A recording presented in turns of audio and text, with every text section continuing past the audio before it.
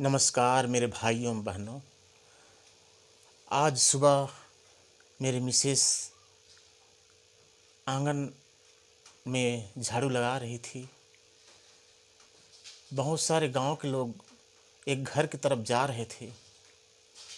मेरे मिसेस ने चाचा से पूछा, चाचा जी आप लोग कहाँ जा रहे हैं? भीड़ की भीड़, क्या हुआ है? चाचा ने मेरे मिसेस को जवाब दिया, बेटी उस घर में एक व्यक्ति ने सुसाइड कर लिया है, आत्महत्या कर लिया है। तब मेरे मिसेस ने झाड़ू लगाकर अंदर आई और मैं सो रहा था। उन्होंने मुझे जगाई और उसने मुझे बोली, उठो, एक व्यक्ति ने सुसाइड कर लिया है, चलो देखने जाएंगे।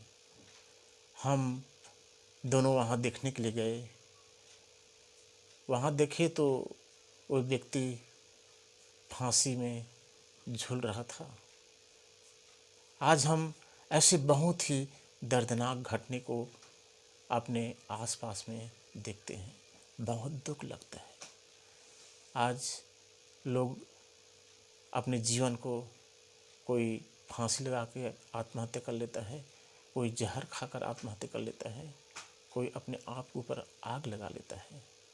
हम सब जब सुबह उठते हैं, व्हाट्सएप को देखते हैं, फेसबुक देखते हैं, पेपर देखते हैं, उसमें यही सब घटनाएं हमें सुबह सुबह देखने पढ़ने को मिलता है।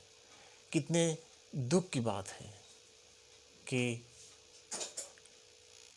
आज परिवार में सास बहू के बीच में अक्सर झगड़े हो जाते हैं।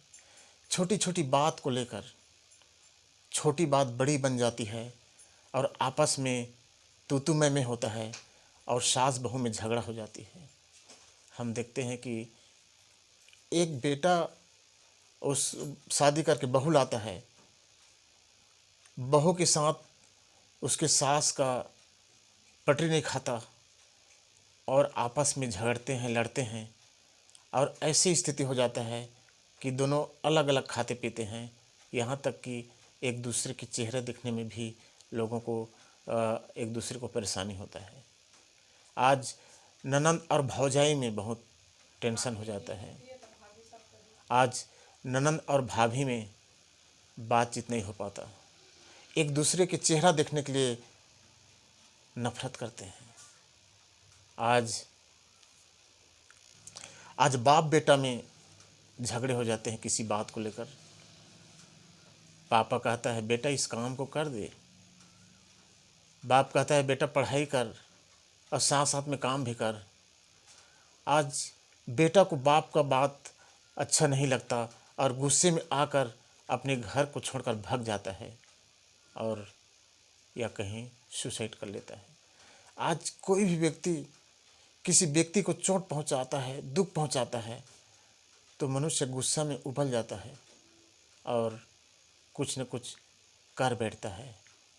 आज प्रेमी प्रेमिका के बीच में ऐसी हो रहा है। आज कोई व्यक्ति किसी के चेहरा में एसिड डाल दे रहा है और भयानक बदला ले रहा है। आज बहुत ही हम जिस माहौल में गुजर रहे हैं, यदि कोई हमें चोट पहुंचाता है, कोई हमें दुख देता है, कोई हमारे नुकसान करता है, तो हमारे मन में एक ही बात उत्पन्न होता है, बदला लेने की। हम गुस्से से भर जाते हैं, हम क्रोध से भर जाते हैं और हम बदले लेने के बारे में सोचते हैं। आज मनुष्य, यदि कोई व्यक्ति हमें चोट पहुंचाता है तो हमारे मन में उसके प्रति घृणा पैदा हो जाता है। यदि कोई व्यक्ति हमें दुख पहुंचाता है तो हमारे जीवन में हम भी दुखित महसूस करते हैं उसके व्यवहार से और पीड़ा महसूस करते हैं। अक्सर लोग, यदि कोई हमें चोट पहुंचाता है तो हम अक्सर बदला लेने के बारे में सोचते हैं। यह सब क्यों होता है? आज मनुष्य बदला लेने के ही बारे में क्यों सोचता है? आज मनुष्य क्यों चाहता है कि जिसने उसे तकलीफ़ पहुंचाया है उसे मैं भी वैसी ही तकलीफ़ पहुंचाऊं जैसे उसने मुझे पहुंचाया है? ऐसा क्यों होता है? ये सब घमंड की वजह से होता है। आज हमारे जीवन में घमंड है, धन की घमंड, बल की घमंड, बुद्धि की घमंड और पद की घमंड। यही घमंड है जो हमें बदला लेने के लिए प्रेरित करता है। आज बहुत लोगों ने बदला लेने के चक्कर में अपने जीवन को, अपने परिवार को दुखों से छलनी कर लिया। आज हमें चाहिए, हम सोचे, जब हमें कोई दुख पहुंचाता है, जब हमें कोई चोट पहुंचाता है, जब कोई व्यक्ति हमारे नुकसान करता है, तो हम बदला लेने के बारे में ही सोचते हैं। और उस व्यवहार की वजह से हमारे आपसी जो दोस्ती रहता है, वो दोस्ती ख़त्म हो जाता है, टूट जाता है, और हम उसके विरोधी बन जाते हैं। और हमेशा हम इसी ताक में रहते हैं कि कब हम उससे बदले लें, और उसे, जैसे उसने मुझे चोट पहुंचाया है वैसे मैं भी उसे चोट पहुंचाऊं। आज इसी वजह से आज समाज में चोरी, हत्या, डकैती, मारपीट, लड़ाई झगड़ा, जहर खाना, आत्महत्या करना, फांसी में झूल जाना, अपने आप को आग लगा लेना, यही सब हो रहा है।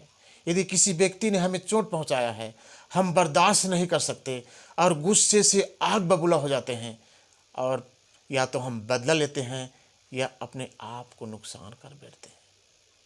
ये बहुत ही हमारे समाज के लिए, इस मानव समाज के लिए बहुत ही दुखद बात है, दर्दनाक बात है। और ऐसी परिस्थिति में रोज परिवार टूट रहे हैं, रोज घर में नुकसान हो रहा है, कई बच्चे इससे अनाथ हो रहे हैं, कई माता पिता अपने बच्चे को खो रहे हैं। कोई व्यक्ति हमें चोट पहुंचाता है, कोई व्यक्ति हमें दुख देता है या वो हमारा नुकसान करता है, तो हमारे जीवन में एक बोझ सा बन जाता है। हम हर समय, हर घड़ी उसी के बारे में सोचते रहते हैं कि उस व्यक्ति ने मुझसे ऐसे व्यवहार क्यों किया, और हम क्रोधित होकर उसे बदले लेने के बारे में सोचते हैं। चौबीसों घंटा उसी के बारे में हम मन में सोचते रहते हैं। ऐसे लगता है कि मैं अपने जीवन में नहीं हूँ, बल्कि वे व्यक्ति जिसने मुझे चोट पहुँचाया है वे मेरे जीवन में वास किया है, वे मेरे जीवन को नियंत्रण कर रहा है। हर समय, हर पल बदला लेने के बारे में या उसके व्यवहार के बारे में हम सोचते रहते हैं, और अपने वर्तमान समय को उसके पहुंचाए हुए दुख की वजह से हम दुखित कर बैठते हैं, हम मैला कर बैठते हैं और अपने जीवन को दुख से भर लेते हैं। आज हम जानते हैं कि जब कोई व्यक्ति हमें चोट पहुंचाता है तो हमारे जीवन पर बहुत ही बुरा असर पड़ता है। हम दुखित होते हैं, हम शोकित होते हैं, हम पीड़ा महसूस करते हैं, और यहाँ तक कि कई व्यक्ति सदमे में चला जाता है, डिप्रेशन में चला जाता है, और उस डिप्रेशन से निकलने के लिए नशा का इस्तेमाल करता है और अपने जीवन को और बहुत ही दुखित कर डालता है। कोई व्यक्ति का प्रभाव, कोई व्यक्ति के व्यवहार के प्रभाव हमारे स्वास्थ्य पर बुरा असर डालता है। आज बहुत लोग उस डिप्रेशन में रहते हुए कई प्रकार के अपने जीवन को हानि पहुंचा बैठे हैं। आज इस सब का उपाय है, इस सब का उपाय है कि हम, जो व्यक्ति हमसे दुख पहुंचाता है, हमें चोट देता है, हमारे नुकसान करता है, तो हम उससे कैसे निपटें। क्या बदला लेना ही एकमात्र उपाय है कि और कोई उपाय है जिससे हम उसके व्यवहार से उत्पन्न होने वाले प्रभाव से हम बच सकते हैं। आज हम गुस्से में आकर सब कुछ करने के लिए तत्पर रहते हैं। किसी व्यक्ति ने हमें चोट पहुंचाया है, दुख पहुंचाया है, हम उसको बदला लेने के चक्कर में हम उसे मरने मारने पर तैयार हो जाते हैं। हम उसके भारी से भारी नुकसान करने के लिए हमारे पास हिम्मत और ताकत हो जाती है और हम कुछ करने के लिए आगे बढ़ जाते हैं और ये सब करने के लिए हमारे पास ताकत होती है। लेकिन एक बात है जो हमारे जीवन के दुख को हमारे जीवन की मुसीबत को, हमारे उस बोझ को हमारे जीवन से दूर कर सकता है और हम आनंद और शांति महसूस कर सकते हैं। एक उपाय है। एक व्यक्ति एक व्यक्ति अपने ऑफिस में काम कर रहा था अपने मित्रों के साथ। उसी ऑफिस में एक नया व्यक्ति का अपॉइंटमेंट होता है और वह व्यक्ति वहाँ काम करने लगता है। 2-3 महीना हो जाता है।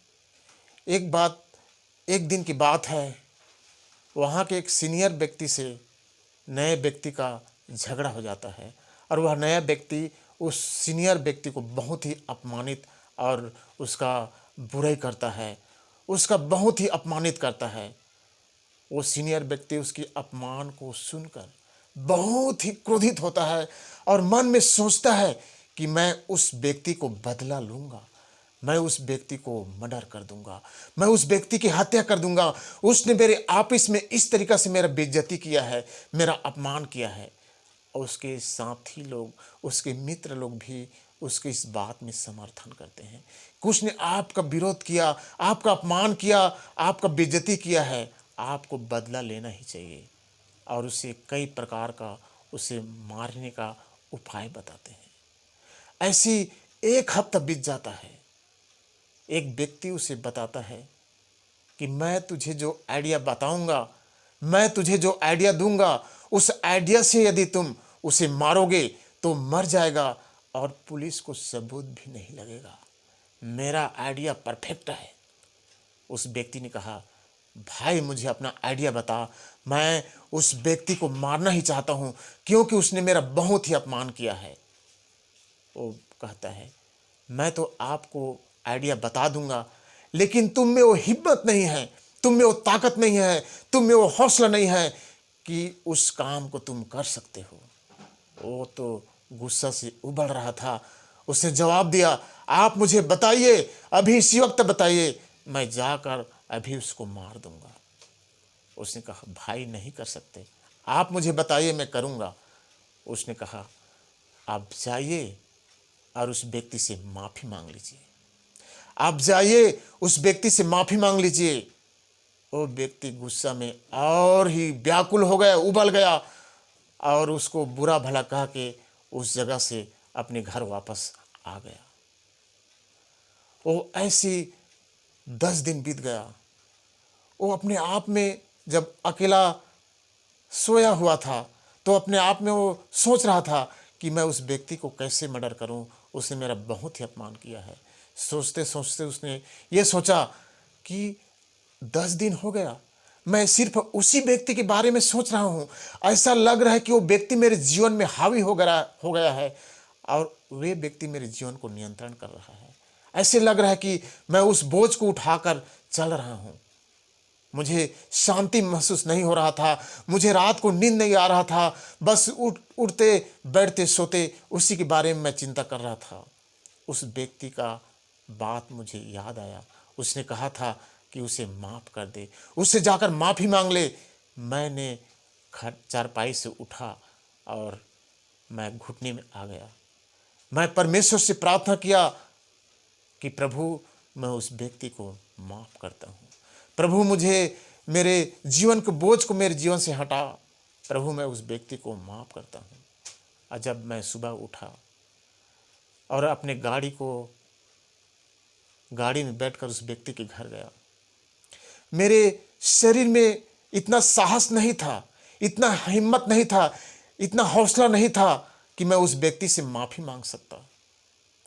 मैं जा तो रहा था, लेकिन मेरे शरीर में एक भी ताकत नहीं था, एक भी हौसला नहीं था कि मैं उस व्यक्ति से माफ़ी मांग सकता। मैं उस व्यक्ति को मारने के लिए मेरे शरीर में ताकत था, हिम्मत था, हौसला था, लेकिन माफ़ी मांगने के लिए मेरे शरीर में एक ताकत भी नहीं था। मैं अपने आप में कांप रहा था। मैं जैसे तैसे उस व्यक्ति के घर में गया, उस व्यक्ति से मुलाकात किया और उस व्यक्ति से मैंने कहा कि भैया, उस दिन के लिए मैं आपसे माफ़ी मांगता हूँ, तो मुझे माफ़ कर दे। उस व्यक्ति का दिल भर गया क्योंकि उसने गलती किया था और वो व्यक्ति आज तक उसका मित्र बना हुआ है। आज हम अपने जीवन में जो व्यक्ति हमारे जीवन में हमें अपमान किया रहता है, हमें दुख पहुंचाया रहता है, हमारा नुकसान किया रहता है, उस व्यक्ति को मारने मरने पर उतारू हो जाते हैं। उसके लिए कुछ भी बुरा करने के लिए, बदला लेने के लिए हम तैयार रहते हैं। लेकिन एक छोटी सी बात, माफ़ी, हम उस व्यक्ति को नहीं दे सकते। आज हमारे जीवन में, आज हमारे समाज में, आज हमारे भाइयों में, आज हमारे बहनों में इस माफ़ी की ज़रूरत है। माफ़ी देने की ज़रूरत है, माफ़ी मांगने की ज़रूरत है अपनी गलती के लिए। आज हम प्रतिज्ञा करें, आज हम अपने जीवन में पहल करें कि जिस व्यक्ति ने हमें दुख पहुंचाया है और जिस व्यक्ति को हमने दुख पहुंचाए हैं, जिसने हमें दुख पहुंचाया है उसे हम माफ़ कर दें, और जिसको हमने दुख पहुंचाए हैं उसके सामने हम जाकर माफ़ी मांग लें। आज यदि हम माफ़ी को अपने जीवन में अमल करते हैं, यदि हम अपने अपराधियों को क्षमा करते हैं, तो परमेश्वर हमारा भी अपराध क्षमा करेगा।